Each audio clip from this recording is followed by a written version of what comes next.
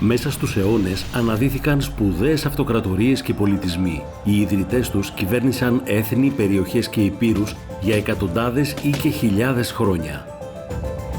Ορισμένες από τις κληρονομιές και τα επιτεύγματα των αυτοκρατοριών μπορεί να χάθηκαν στην ομίχλη του χρόνου.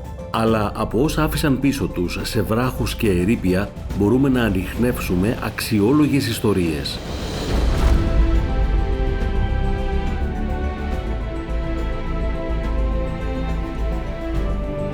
Η αρχαία Ελλάδα είναι ένας πολιτισμός που επηρέασε τον δυτικό κόσμο περισσότερο από οποιονδήποτε άλλο στην ιστορία. The culture of the people who spoke Greek lasts for 2,000 years, all the way through to the 4th century. They're really intellectually curious. They are interested in exploring all sorts of ideas, and then that comes out in all sorts of directions.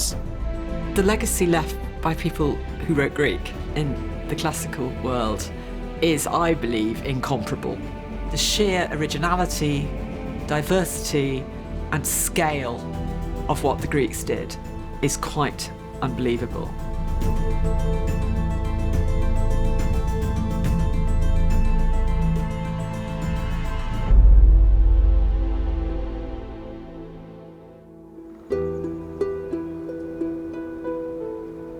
Στο προηγούμενο επεισόδιο εξερευνήσαμε τη γέννηση του αρχαίου ελληνικού πολιτισμού μέσα από τη σπουδαία τέχνη και τις νοπογραφίες των μινωητών της Κρήτης μέχρι τα γιγάντια φρούρια των Μικηναίων.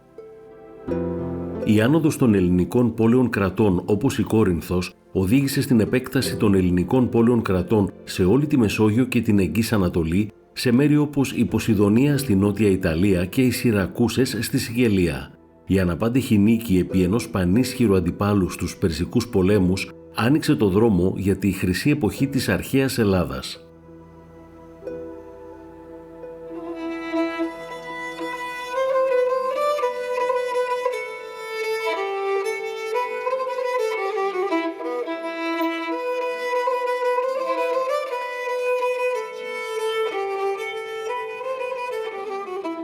The Acropolis at Athens was hugely important to Athenian culture. The Athenians had an idea that they had developed from the land, and the Acropolis gave them control of the wider area. So it meant that they could see out to sea, it meant that they could see what was happening within their wider territory.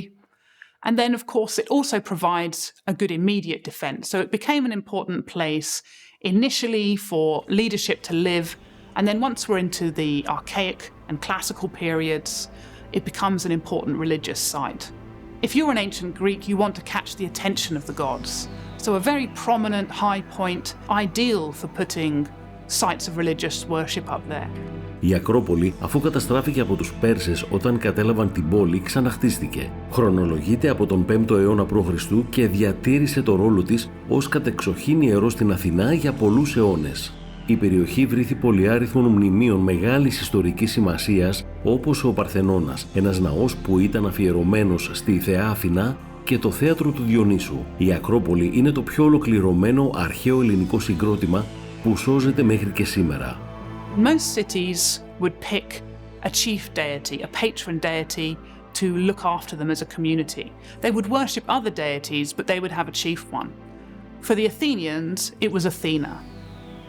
Other deities were worshipped on the Acropolis as well.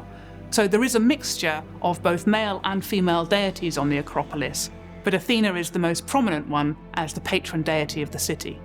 When Pericles, for example, decided to completely rebuild the temples of the Acropolis, he sought out the best architects and sculptors in the Greek world. He was very clear that he wanted to make a monument that was famous and that would leave Athens on the map for many centuries, that everybody who went to Athens thought, gosh, they had the best. They had the best architects and artists in the world, and he got them from other places, not just Athens.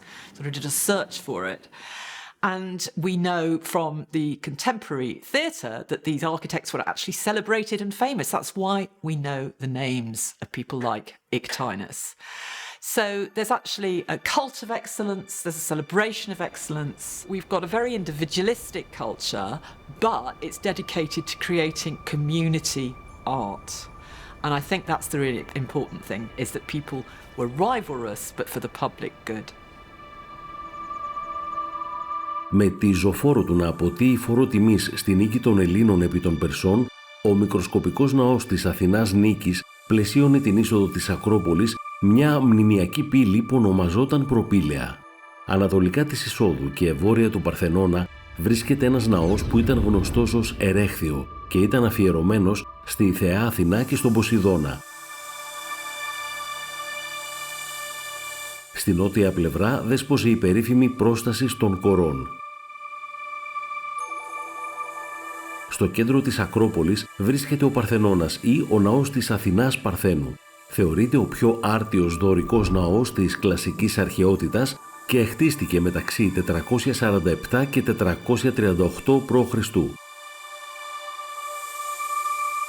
The stone that built the Acropolis was dug up 17 kilometres away, high on Mount Pendeli, and we still don't really know how on earth they got those huge bits of marble that made the columns across those 17 kilometres up the steep hill that makes the propylaea. There are some signs that there were pulleys or rollers, but without the kind of electronic and steam and combustion engine power that we can command, it still remains an utterly breathtaking achievement, absolutely equivalent to the building of the pyramids. But I think the reason why it was so good was that it was actually unusually all designed as one great sanctuary. And that is because the Persians had burnt all the old temples down. Most ancient Greek sanctuaries like Delphi were a gradual accretion of different buildings. Now, that's very architecturally interesting to have hundreds of years of layers. But in Athens, it was actually aesthetically designed as a unit by the great Phidias, and with Pericles himself apparently going to look at the plans almost every single day. The views are incredibly well designed and thought about, so that as you enter the Parthenon, you walk around the frieze, but you can see different parts of Athens that it relates to. And as you leave the propylaea, you see glittering in the distance the harbour of Piraeus with the island of Salamis, where the great naval victory was scored. So nature and landscape were all designed at what is in a single vision by these architects. Στην καρδιά της Ακρόπολης βρίσκεται το πιο διάσημο οικοδόμημά της, ο Παρθενώνας. Ο ναός ορίζεται από μια εξωτερική κοιονοστοιχεία που αποτελείται από 8 κύονες με 17 κύονες να διατρέχουν κάθε πλευρά του. Μεγάλο μέρος της γλυπτικής διακόσμησης έχει χαθεί, καταστραφεί ή λαιλατηθεί στο πέρασμα των αιώνων, αλλά γνωρίζουμε ότι η διακόσμηση αποτελούνταν από 92 μετώπες, 32 σε κάθε μία από τις μακρές πλευρές και 14 σε κάθε μία από τις στενές. Μια συνεχής ζωφόρος μήκους 160 μέτρων με 50 φιγούρες που συμπληρώνουν τα τριγωνικά αετώματα. Αρχικά υπήρχε ένα γιγάντιο άγαλμα της Αθηνάς ύψους 12 μέτρων που στεγαζόταν στο εσωτερικό του ναού. Η θεά έστεκε όρθια και ήταν περίτεχνα διακοσμημένη με πλήρη πανοπλία. Στο ένα της χέρι κρατούσε μια φτερωτή νίκη και το αριστερό της χέρι ήταν ακουμπισμένο στην ασπίδα της. Τα γυμνά μέρη του αγάλματος ήταν φτιαγμένα από ελεφαντόδοντο και τα υπόλοιπα από φύλλα χρυσού που ζύγιζαν πάνω από 1000 κιλά. Το Ερέχθιο είναι ένα κτίριο αφιερωμένο τόσο στην Αθηνά όσο και στον Ποσειδώνα. Πιστεύετε ότι η περίφημη πρόσταση των Κορών αποτελεί το υπέργειο τμήμα του τάφου του μυθικού βασιλιά της Αθήνας. Στις αρχές του 19ου αιώνα, ο Βρετανός Λόρδος Έλγιν αφαίρεσε μία από τις καριάτιδες, η οποία βρίσκεται σήμερα στο Βρετανικό Μουσείο. Η κόμωση των καριάτιδων είναι περίτεχνη με μια πυκνή πλεξούδα και με τις μπούκλες να πέφτουν στο λαιμό τους και πάνω από το στήθος τους. Στην Ακρόπολη βρέθηκαν πολλά αγάλματα νεαρών γυναικών, γνωστά ως κόρε. Παρουσιάζουν μια ασυνήθιστη ποικιλία μεγέθους και στυλ. Τα περισσότερα είναι νεαρών κοριτσιών που στέκονται όρθια και κρατούν μια προσφορά για τη θεά και είχαν φτιαχτεί ως αφιερώσεις για τους θεούς. The extraordinary number of important goddesses, female heroes, female figures in Greek tragedy, depictions of maidens and nymphs and dryads and hamadryads in the art is all part and parcel of the very important presence. I would even say women were more important in religion in some ways than men. They were believed to have a sort of spiritual connection with divinity that went alongside the irrationality they were supposed to have, which excluded them from public life. They're actually seen as more numinous and more in touch with the gods. That's why the Pythia, the priestess of Apollo at Delphi, is a female. But it's very important when we're denouncing the sexism and unfairness of the lot of women in ancient Greece to remember that political rights aren't the only sphere of influence. Στις πλαγιές του ιερού βράχου της Ακρόπολης ξεπρόβαλαν πολλά άλλα ιερά. Εδώ ιδρύθηκε το αρχαιότερο ελληνικό θέατρο, το θέατρο του Διονύσου, όπου ανέβαιναν τα έργα των μεγάλων δραματουργών. Η πρώτη σειρά των καθισμάτων περιέλαμβανε 67 μαρμάρινους θρόνους με επιγραφές που έφεραν τους τίτλους του αξιωματούχου για τον οποίο προοριζόταν η θέση. Dionysus was connected with two things which were important in drama, and that is mask and costume. Masked dancers in the service of Dionysus seems to have been a very ancient thing, and he himself was often depicted in a costume which ordinarily ought to have been that of a woman, and so he forms a sort of precedent for male performers to play the parts of women, either as individuals or as chorus. And it was helpful, I think, that comedy enabled people to legitimately laugh at their gods. You have the development of drama and theatre, and that's something that really expands within the 5th century. It becomes a very important cultural force and something that has left an enormous legacy within world culture. Their gods are to do with pleasure. You have Aphrodite, who is this wonderful god of erotic attraction. You have Dionysus, who's the god of drinking deep at the symposium, drinking his wonderful wine and going to the theatre, which they invent as a form of recreation. They love to dance. The Romans had a rather different attitude, although they did have a great amount of luxury, especially in the richer ends of society. It was rather decadent. And they also had this strong philosophical ethics of stoicism and self-control and resilience and manliness and so on. Where we're coming from, especially the sort of post-Christian world, is an appreciation that humans have drives and instincts which can be glorious, and the fulfillment of them is something that brings us pleasure every day. And we find this much more reflected, that non-judgmental attitude to fun. We find that much more reflected in ancient Greek sources than in ancient Roman, or indeed in any other ancient civilization. There was simply no shame attached to the fact that you got a sex drive, or you loved delicious food, or you loved having drinking parties with your friends and telling each other stories and singing songs. They didn't feel the need to cover it up. I think we're all addicted to pleasure, it's just we're not as honest about it as the ancient Greeks were. Ερείπια θεάτρου μπορεί να βρει κανείς σήμερα σε διάφορες τοποθεσίες σε όλη την Ελλάδα. Ένα από τα πιο διάσημα και καλύτερα διατηρημένα θέατρα βρίσκεται στην Επίδαυρο, το οποίο προσελκύει πλήθος κόσμου από την κατασκευή του θεάτρου στα τέλη του 4ου αιώνα π.Χ. Αρχικά χτίστηκε για να φιλοξενεί τελετές προς τιμήν του θεού της ιατρικής του Ασκληπιού, του οποίου το θεραπευτικό κέντρο βρισκόταν κοντά. Η ενσωμάτωση του θεάτρου στο τοπίο και ο άψογος σχεδιασμός του δημιούργησαν εξαιρετική ακουστική. Ως ένα από τα καλύτερα διατηρημένα παραδείγματα κλασικού ελληνικού θεάτρου, ο διάσημος χώρος χρησιμοποιείται ακόμα και σήμερα. It was almost the only form of poetry that was regularly performed to gatherings numbering in the thousands. But let us see what a dramatist had to be. He had to be a poet and a director and a choreographer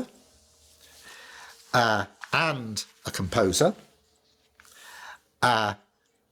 and a set designer and originally also an actor. I don't think that there was any professional of any sort in the Greek world who had to have a wider range of skills. Επιστρέφοντας στην Αθήνα, η Ακρόπολη προσφέρει μια έξοχη θέα της πόλης σήμερα όπως πάντα. Στην αρχαιότητα, η καρδιά της χτυπούσε στις πλαγιές, στο χώρο που σήμερα είναι γνωστός ως η αρχαία αγορά. Η αγορά έχει καταστραφεί, λαιλατηθεί και ξαναχτιστεί αρκετές φορές κατά τη διάρκεια της ιστορίας της. Σήμερα συναντάμε μια ανακατασκευή του τότε αρχαίου τεράστιου εμπορικού κέντρου της πόλης. Η στοά του Ατάλου λειτουργούσε ως χώρος συνάντησης, περιπάτου και ως εμπορικό κέντρο. Μεγάλο μέρος της αγοράς είναι σήμερα ένα ατμοσφαιρικό ερείπιο.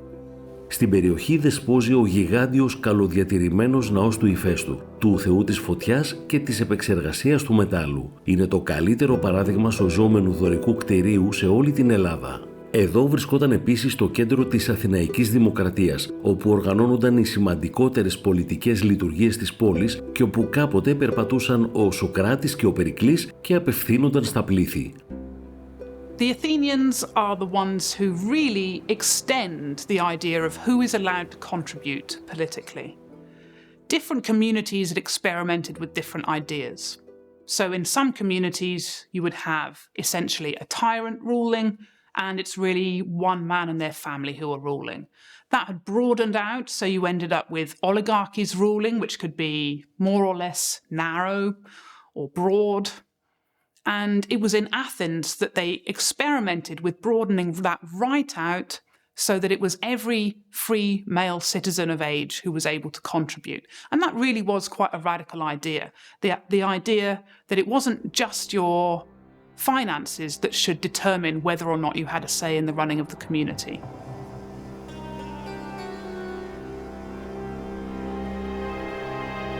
Οι νόμοι της ελληνικής κοινωνίας των πολιτών εκτίθενται εδώ, στη Γόρτινα, μια αρχαία ελληνική πόλη στη νότια Κρήτη. Οι Έλληνες ήταν οι πρώτοι που κωδικοποίησαν τους νόμους. Αυτή είναι γνωστή ως η Μεγάλη Επιγραφή που καταγράφει τον κώδικα δικαίου των αρχαίων Ελλήνων. Οικογένεια, κληρονομιά, υιοθεσία, διαδοχή, υποθήκες, χρέη, θέματα προσωπικών ελευθεριών και τα δικαιώματα των δούλων. Greek civilization is based upon slavery. All wealthy Greeks have quite a large number of slaves, cultivating the lands, serving them in households. And in certain states, slavery is all pervasive. So every Spartan citizen has enough land and has a body of helot slaves that cultivate the land as well as serving in their household. And even in democratic Athens, democracy is based upon the importation of slaves. And it's in part the fact that slavery stretches down the social spectrum, not just the elite, but other people in society too, who are moderately well off, can expect to get a slave. That in part enables them, gives them the free time to take part in democratic assembly meetings. Κοντά στην Ακρόπολη και μεθέα την πόλη υπάρχουν κι άλλοι βραχώδεις λόφοι. Εδώ, σε έναν από αυτούς, ο Σωκράτης φυλακίστηκε για διαφθορά της νεολαίας της πόλης και καταδικάστηκε σε θάνατο πίνοντας κόνιο. Κρατούνταν σε αυτή τη φυλακή μέσα στο βράχο.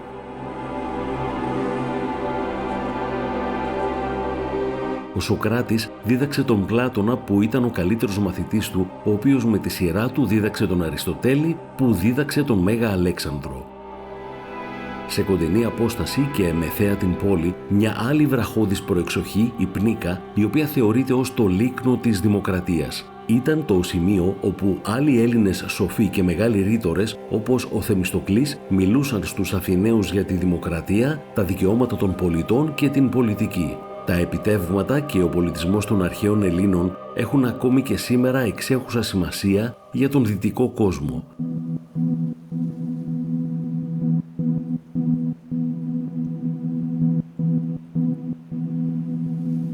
Στην αρχαιότητα μπορεί η Αθήνα να ήταν η πρωτεύουσα, αλλά οι Δελφοί θεωρούνταν το κέντρο του κόσμου. Αδιαμφισβήτητα εντυπωσιακοί, οι Δελφοί βρίσκονται ανάμεσα σε δύο μεγάλους βράχους στις πλαγιές του Παρνασσού μεθέα τον Κορινθιακό κόλπο. Οι Δελφοί χρησιμεύαν ως έδρα της περίφημης αρχιέρειας γνωστής ως Πυθίας, την οποία συμβουλεύονταν ως Μάντισσα. Η περιοχή έγινε πλούσια καθώς άνθρωποι από όλο τον αρχαίο κόσμο ταξίδευαν εδώ για κρυπτικές προφητείες και καθοδήγηση. Στην καρδιά τους βρίσκεται το ιερό του Απόλλωνα, ενός από τους σημαντικότερους θεούς των αρχαίων Ελλήνων, γιου του Δία. Ο χώρος διαθέτει επίσης το ιερό της Αθηνάς και το στάδιο όπου διεξάγονταν οι προκάτοχοι των σύγχρονων Ολυμπιακών Αγώνων, οι Πίθιοι Αγώνες. And it tends to be that goddesses are worshipped by priestesses and gods are worshipped by priests. But that is not an absolute, and you get a mixture.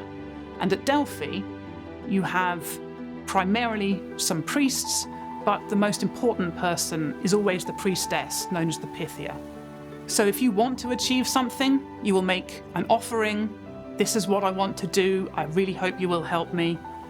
On the other hand, you might say, this is what I have done. Thank you for your help. This is my offering. You might also beforehand say, this is what I would like to do. If you help me, I will do this for you afterwards. There can be a bargaining of that sort. So if you promise that you will do something for a deity, and then you do that thing, you must make your dedication afterwards. That's your bargain. Sometimes the Greeks will say things like, you must help me. I have offered you so many great rams over the last year. Things like that. You know, they don't mind bargaining. They will happily remind the gods of all the beautiful things they had offered them over the years and of the promises that they've made for the future. Οι αρχαίοι Έλληνες αγαπούσαν να διαγωνίζονται. Η αρχαία ελληνική μυθολογία βρήθη τέτοιων στοιχείων όπως ο πόλεμος, η τέχνη, το θέατρο. Δεν είναι καθόλου παράδοξο ότι οι αθλητικοί αγώνες καθιερώθηκαν από τους Έλληνες. Οι αγώνες ξεκίνησαν σε έναν τόπο που ονομάζεται Ολυμπία, τη γενέτειρα των Ολυμπιακών Αγώνων. The early archaic poet Hesiod says that life is dominated by strife, and that there are two types of strife. There's a bad strife that produces evil, war and battles, and a good strife that makes lazy people get up and do some work. And so he says that you find potters striving against potters, carpenters against carpenters, beggars against beggars, bards against bards. So this is a sign that striving against each other, competing, is fundamental to each society at all levels. These very unhypocritical Greeks can seem very harsh. They like to have competitions in everything and establish who is the best, right? There was always a ladder. There's always a set of rungs to find out who is the king of the castle in any particular sphere. And in their earliest poems even, that is very much reflected. You know, Achilles is the best of the Achaeans. He's the fastest runner, you know, the biggest killer. Helen of Troy is the most beautiful woman that the world has ever seen. So one aspect of it is actually quite harsh, that, you know, they have no time for losers. But another aspect of it is that because they were constantly competing with each other, whatever it was in, whether it was athletics competitions like the ancient Olympics, whether it was in theatre, whether it was in good looks, we know they had beauty competition, the very rivalrous nature of it meant that they became more excellent because they were constantly trying to outdo each other. It becomes a mark of honour for them to become first. And I stress becoming first because in the ancient ago, in the ancient contest, there are no silver medals, there are no bronze medals. You either win or you're a loser. So you may get all the way through the rounds to the final in the Olympic Games, in more other competitions. But then if you lose that final, you don't get a silver medal. You go away in disgrace because you've been defeated. It's winner takes all. The Greeks are very interested in the excellence of the body. This is why they're so interested in training the body. This is why they develop different sports, different athletics in particular, to train the body to achieve excellence. But how do you know you are excellent? You know you are excellent when you compete against others, especially if you compete against the best from other communities. The Greeks had over 1,000 city-states in the classical and Hellenistic period. That is an incredible number of different settlements, every single one of which had a slightly different identity. They were united at an economic level and a cultural level, and by such institutions as the Games. You could compete provided you could speak Greek from any city-state across the entire Greek-speaking diaspora. Olympia is a special site. It is, if nothing else, it's quite remote from some of the main powers. Εδώ, ξεκινώντας πριν από 2.500 χρόνια, οι αγώνες διεξάγονταν κάθε 4 χρόνια για σχεδόν 1.300 χρόνια, μέχρι που τερματίστηκαν από τους Ρωμαίους. Πολλές παραδόσεις που αποτελούν σήμερα μέρος των σύγχρονων Ολυμπιακών Αγώνων διαμορφώθηκαν εδώ. Οι αγώνες, όπως σχεδόν τα πάντα στην αρχαία Ελλάδα, είχαν ως σκοπό να τιμήσουν τους θεούς και η Ολυμπία ήταν ιερός τόπος. Στο ναό δέσποζε ένα άγαλμα του Δία ύψους 12,4 μέτρων που ήταν κατασκευασμένο από ξύλο και ήταν καλυμμένο με χρυσό και ελεφαντόδοντο. Θεωρούνταν ένα από τα 7 θαύματα του αρχαίου κόσμου. At Olympia, you are competing to perform for Zeus. Your effort is an offering to Zeus. Your competition, your actual participation in the event is an offering to Zeus, and then you will also make sacrifices as the wider Greek community. You are wanting to be the best that you can achieve, and in doing so you have got the attention of the gods, and you have brought glory to yourself, to your family, to your community. Ως γενέτειρα των Ολυμπιακών Αγώνων, του σημαντικότερου αθλητικού διαγωνισμού στον κόσμο, η Ολυμπία είχε πραγματικά παγκόσμιο αντίκτυπο. Βρίσκεται στη Χερσόνησο της Πελοποννήσου και έχει υποφέρει πολλά στη διάρκεια της ιστορίας της. Διάφοροι σεισμοί και η οριστική καταστροφή του ιερού επί Θεοδόσιου Δεύτερου το 426 μετά Χριστόν επιχείρησαν να εξαφανίσουν αυτόν τον υπέροχο χώρο. Ωστόσο, μεγάλο μέρος του παλαιού μεγαλείου αυτού του ιερού που έχει χαρακτηριστεί ως παγκόσμια κληρονομιά είναι ακόμη και σήμερα εμφανές. Αρχικά η γιορτή διαρκούσε μόνο μία ημέρα και στη συνέχεια επεκτάθηκε σε μεγαλύτερο χρονικό διάστημα και γινόταν κάθε 4 χρόνια. Παραδοσιακά κηρυσσόταν η κεχηρία μεταξύ όλων των ελληνικών πόλεων κρατών για το χρονικό διάστημα των αγώνων. Τα αθλήματα περιελάμβαναν διάφορες αποστάσεις τρεξίματος με πλήρη πανοπλία. Άλμα σε μήκος, δισκοβολία, πάλι, πυγμαχία και αγώνες με άλογα και άρματα. Οι νικητές των αγώνων στεφανώνονταν με ένα κλαδί από μια ελιά που βρισκόταν κοντά στο ναό του Δία και δοξάζονταν στην πατρίδα τους. Αργότερα θνητοί ηγεμόνες όπως ο Αλέξανδρος καθώς και ο μετέπειτα Έλληνας ηγεμόνας της Αιγύπτου ο Πτολεμαίος έχτισαν ένα ναό. Όταν οι παγανιστικές θρησκείες καταπνίγηκαν, οι Ολυμπιακοί Αγώνες που άκμασαν επί 12 αιώνες απαγορεύτηκαν με διάταγμα του Θεοδοσίου του Πρώτου λίγο μετά το 393 μετά Χριστόν.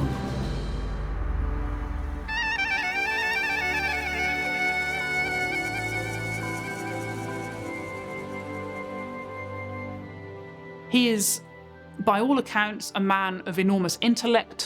He is a man of enormous personal charisma, and he's a man of enormous physical bravery. You need all of those things if you are going to be a military leader. Ο Αλέξανδρος ήρθε στην εξουσία μετά τη δολοφονία του πατέρα του, Μακεδόνα βασιλιά Φιλίππου, ο οποίος είχε ξεκινήσει την κατάκτηση της ηπειρωτικής Ελλάδας. Ο Αλέξανδρος προχώρησε περαιτέρω, επεκτείνοντας την αυτοκρατορία του και ισοπεδώνοντας την Περσέπολη, την πρωτεύουσα της πανίσχυρης Περσικής Αυτοκρατορίας, η οποία μόλις 150 χρόνια νωρίτερα είχε εισβάλει στην ελληνική ενδοχώρα. Στη συνέχεια επεκτάθηκε ακόμη πιο ανατολικά, φτάνοντας μέχρι τα Ιμαλάια στην Ινδία και νότια στην Αίγυπτο, αξιοποιώντας νέες στρατιωτικές τακτικές και τεχνολογία. The great siege machines that the Macedonians brought in the 4th century enabled them to actually not have to besiege cities. They're called siege machines. All they had to do was roll one of these up. And because it could hurl massive rocks and break up even the most thickest 10-foot solid ramparts, people just had to give in. They didn't bother.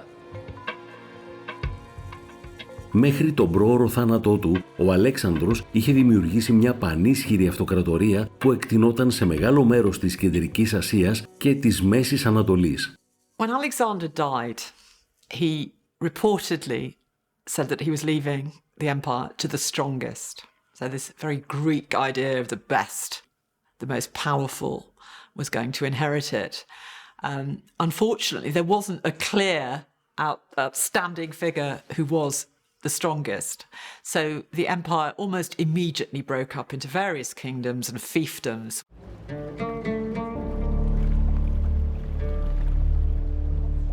Στην Αίγυπτο, η δυναστεία που ιδρύθηκε από έναν από τους στρατηγούς του Αλεξάνδρου είχε την έδρα της εδώ, στην Αλεξάνδρεια, στην πόλη που πήρε το όνομά του. Επιβίωσε για άλλα 300 χρόνια. Οι Αιγύπτιοι δέχτηκαν τους Πτολεμαίους, που το όνομά τους σημαίνει σωτήρας, ως διαδόχους των Φαραώ.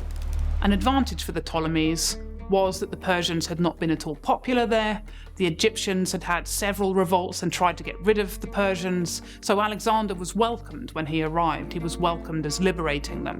And that made it a natural next step for somebody to come in and replace Alexander. The Egyptians didn't really have the opportunity to flex their own muscles and become their own independent power again.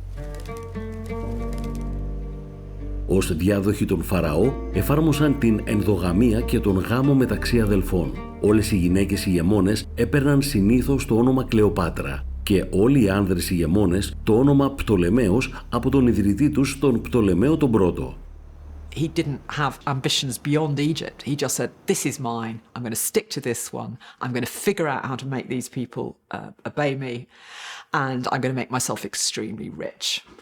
The others tended to fight with each other all the time over different border struggles and so on. There were the Seleucids, there's Antipater, and constant wars between them, which made them much more vulnerable to Roman conquest by the 2nd century BCE. Egypt was extraordinary, and it nearly won. And when Cleopatra and Mark Antony were defeated at the Battle of Actium in 31 BCE. They were very close to making Egypt, not Rome, the centre of the Roman Empire. It was a very close shave.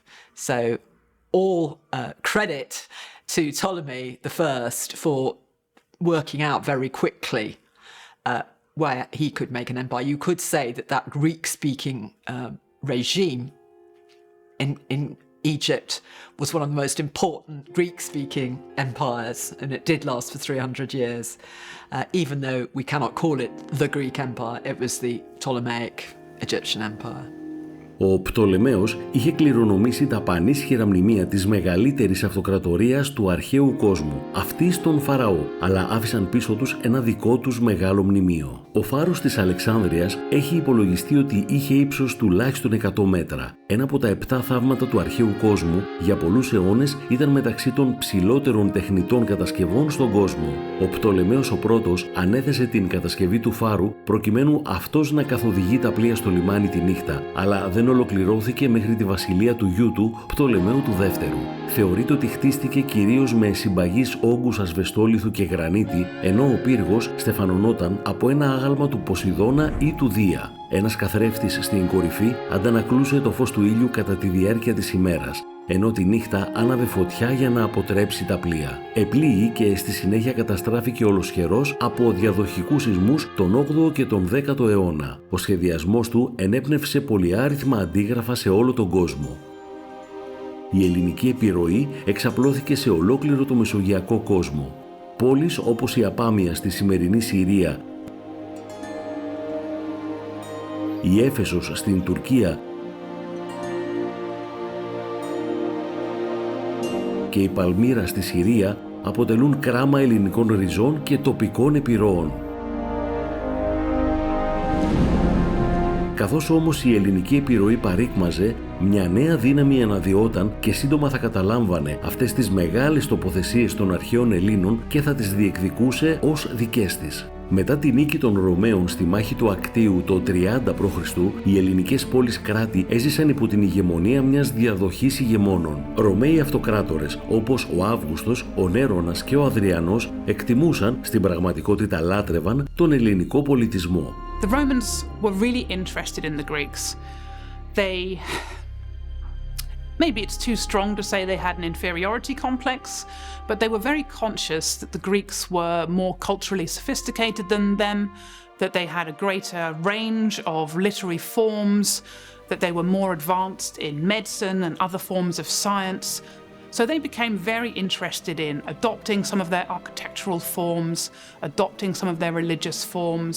At the very point where the Roman Republic in the 2nd century BC is acquiring control over the Eastern Mediterranean, it's also taking on board Greek learning, and a lot of leading Romans are educating their children in Greek.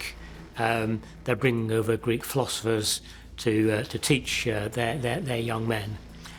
And after the final dominance of Rome, when the Roman Empire embraces the Greek world too, Greek becomes a common language throughout much of the empire, and Greek culture spreads throughout the Roman Empire too. Η Ρωμαϊκή περίοδος είναι ορατή στην Αθήνα σήμερα από το μνημειώδες οδείο Ηρώδου του Αττικού στις πλαγιές της Ακρόπολης μέχρι τα μνημεία του Αδριανού, τον τεράστιο ναό του Ολυμπίου Διός, το μεγαλύτερο στην Ελλάδα που κάποτε είχε πάνω από 100 γιγάντιους κορινθιακούς κύονες. Σήμερα έχουν απομείνει μόνο 15.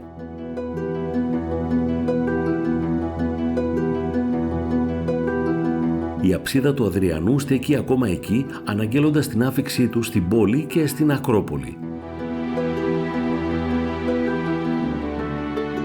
Στη Ρωμαϊκή αγορά σώζονται μέχρι σήμερα τα ερείπια της βιβλιοθήκης που δώρισε ο Αδριανός το 131 μετά Χριστόν.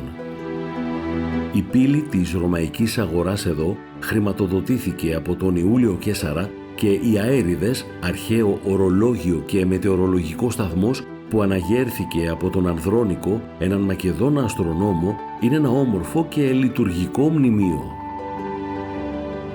The Greek and Roman temperaments were very different. And the Romans themselves felt culturally and intellectually inferior. They knew that they had got superior technology. They knew that they had got discipline. They knew that they got political skills that made them able to run very far distant provinces. But they did remain feeling as though they were somehow second-rate Greeks. Many of them say that. And they were very anxious to create a literature, for example, that was anything like equal to the extraordinary literature of the Greeks. So Augustus, the man who beat Mark Antony and Cleopatra and is really the first Roman emperor, although he expediently didn't use that word because it was too soon after the fall of the Republic, but he was the first Roman emperor. He actually commissioned poets to try to make as many great poems as the Greeks had written. That's why we've got some of the glories of Latin literature, like Virgil's Aeneid. But if you actually look at the volume of great poetry and great original philosophy, great historiography, then really there is no comparison. And the Romans knew that, and they tended to send, aristocratic Romans would send their sons to university in Greece. No cultured Roman didn't fail to learn Greek so he could show off. And of course, the administration of the eastern part of the empire remained a matter of the Greek language. So if you wanted to climb the civil service in any kind of way, or the imperial ladder of administration, you had to know Greek just as well as Latin. So it's a very strange thing. Horace said it famously. He said that captive Greece took the Romans captive. So the culture that wasn't the dominant political one, wasn't the governing class, somehow or other exerted a very different kind of soft power, which the Romans both envied and resented. Οι Ρωμαίοι κατέκτησαν επίσης την Κρήτη και εγκατέστησαν μια παρουσία εδώ στη Γόρτινα. Ακόμη και αρχαίες τοποθεσίες όπως η Ηλίτος και το νοτιοδυτικό τμήμα του νησιού κατακτήθηκαν. Το ψηφιδωτό δάπεδο στο ναό του Ασκληπιού ήταν στην πραγματικότητα μια προσθήκη των Ρωμαίων. Οι Ρωμαίοι δανείζονταν τα σύμβολα και την αρχιτεκτονική του ελληνικού πολιτισμού και τα έκαναν δικά τους. Τα ερείπια αυτού του τεράστιου αμφιθεάτρου εδώ στην Ταορμίνα της Σικελίας είναι τώρα κυρίως ρωμαϊκά, αφού πρόσθεσαν και αναδιαμόρφωσαν το αρχικό αμφιθέατρο που χτίστηκε σε αυτό το υπέροχο φυσικό τοπίο στη βορειοανατολική ακτή. the Greeks were regarded as perhaps a past power. So even though they were still very culturally active, very dynamic, very interesting in all sorts of ways, by the time the Romans had achieved great imperial status and had a great deal of territory, they regarded themselves as the new power, they regarded the Greeks as a little bit past it perhaps, and they regarded themselves as the inheritors of what Greece had achieved. So they saw themselves as taking Greek culture forwards in a new Roman way.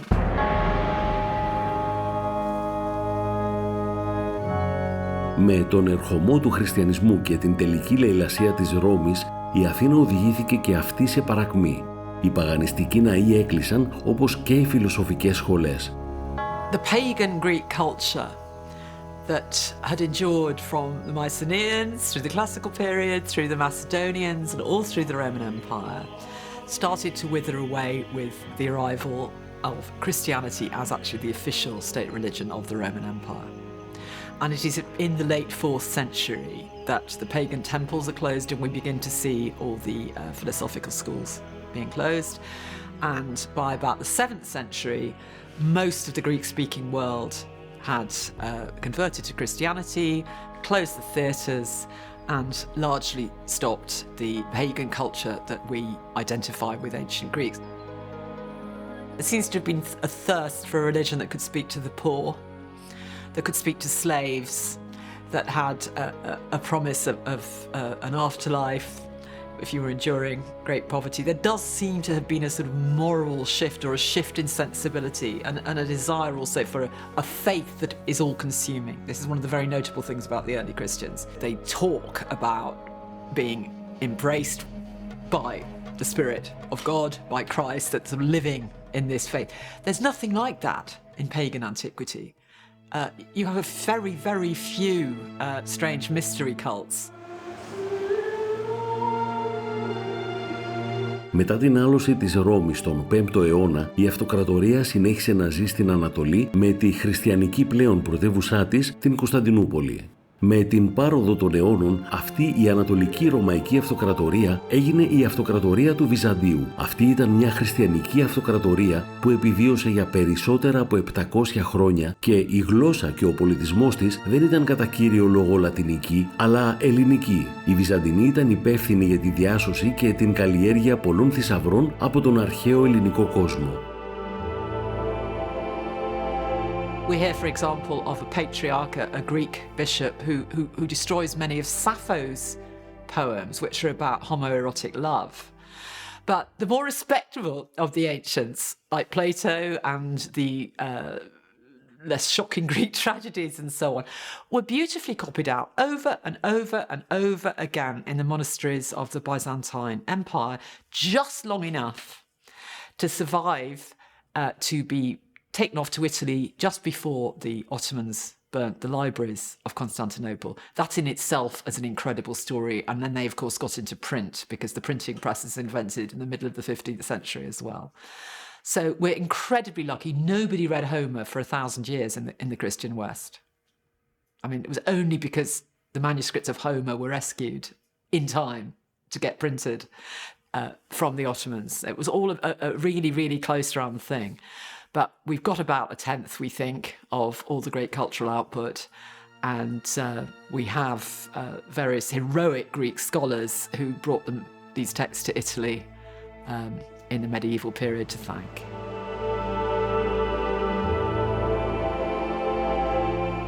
Ancient literature on the whole did badly, not only in the Muslim world, but also in the Byzantine Christian world, when the only texts that people were interested in reading were either practical, for example, medicine or agriculture, or religious.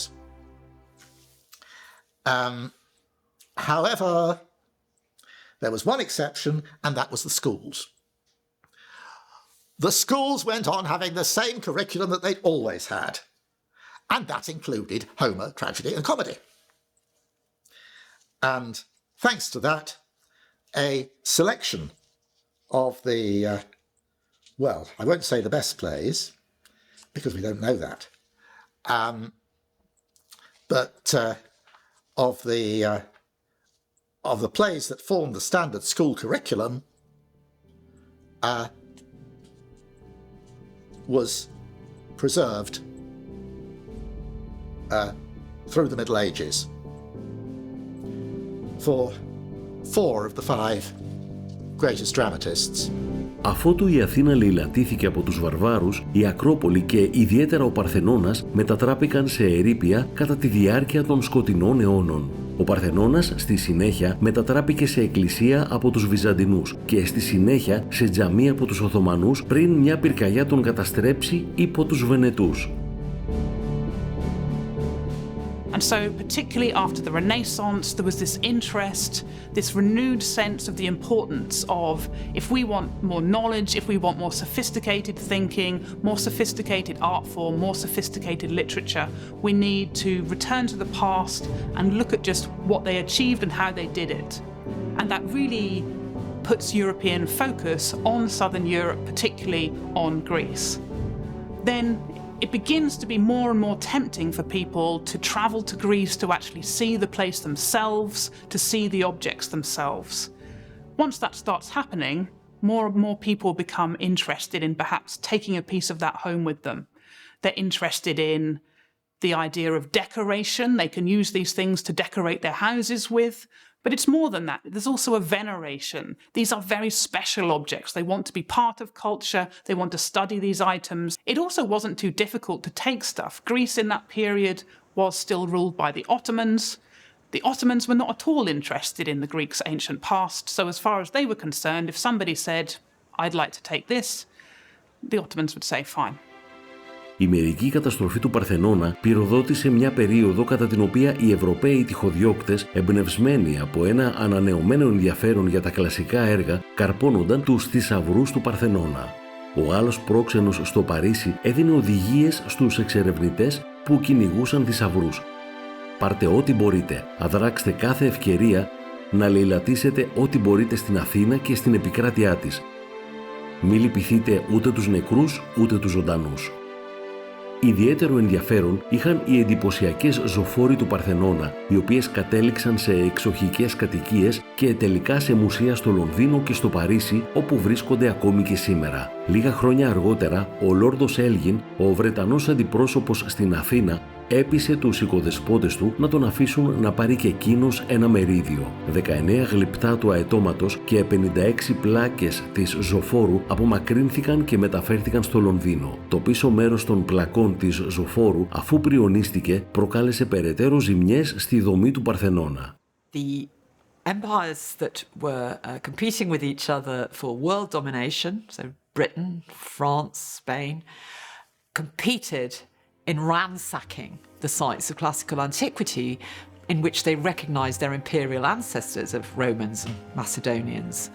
And so the race began to get as many of their massive artifacts into the museums of Northern Europe, like the Louvre and the British Museum, as they could. And it was a direct competition. Lord Elgin was very aware of the things that Napoleon was gathering from Egypt and putting in museums in France.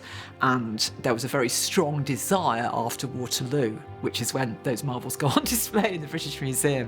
There was a very strong desire to put 2 fingers up to France as much as to anything else. When the Germans came along later, they did exactly the same, and the whole Pergamon altar was shifted off to Berlin. So it's quite interesting to see how the looting and pillaging of local antiquities that went on in a very cynical way, which is of course now very much up for examination, and many places are calling for the restoration and return of their most important artifacts. But that is directly rooted in the history of European imperialism. It becomes inseparable from ancient imperialism in that circle. I think the main reason that the temples of the Acropolis, the whole complex, is still so staggering, even after 2,500 years, and even after various appalling things happen, like being blown up and only partially restored, even after Lord Elgin brutally crowbarred the marbles off the temple and brought them to England, even after all that, it takes the breath away. You only have to talk to anybody who has ever made that momentous walk up the Acropolis to the great propylaea, the great gate that you have to enter. There's a psychological experience of ascending those steps, and you go through the gate and you see the Parthenon. Even now, it's jaw-dropping. Οι Έλληνες δεν είχαν ποτέ τη γεωπολιτική δύναμη που είχαν οι Ρωμαίοι ή οι Πέρσες, αλλά η πολιτιστική επιρροή τους ήταν τεράστια. Μια αραιή ομάδα πόλεων και εθνοτήτων που πολεμούσαν μεταξύ τους πολύ περισσότερο από ότι ήταν ενωμένες, συνδέονταν με έναν κοινό πολιτισμό που παρήγαγε μερικά από τα μεγαλύτερα βήματα στην ιστορία της ανθρώπινης σκέψης. Θα χρειαστούν αιώνες για να τους φτάσουν οι μεταγενέστεροι λόγοι και πολιτισμοί. Η επιρροή τους στους Ρωμαίους έχει αφήσει ένα αξιοσημείωτο αποτύπωμα σε τόσες πολλές πτυχές της σύγχρονης εποχής. Philosophical treatises, history writing in a complex analytical way, geography, biography, autobiography, medical treatises, scientific treatises of all kinds, literary criticism itself, that is criticism of the literature, tragedy, comedy, lyric love poetry, satire, and the novel. For hundreds of years, if you wanted to know something about science or literature, you turned to antiquity for the sheer sophistication that was available. And that really wasn't surpassed for a very long time. Culturally, you could say perhaps never. But scientifically, not until really very recently. We've got plays that are still performed in the professional repertoire. We've got epics like the Odyssey that underlie the most important novels ever written, like James Joyce's Ulysses. We've got political theory like Plato's Republic and Aristotle's Politics that every politics major still has to read in their first year at university. It is an extraordinary legacy. Αφήγηση Βασίλης Μπακογιάννης. Η ηχογράφηση και η τεχνική επεξεργασία έγινε στα στούντιο της Video Press.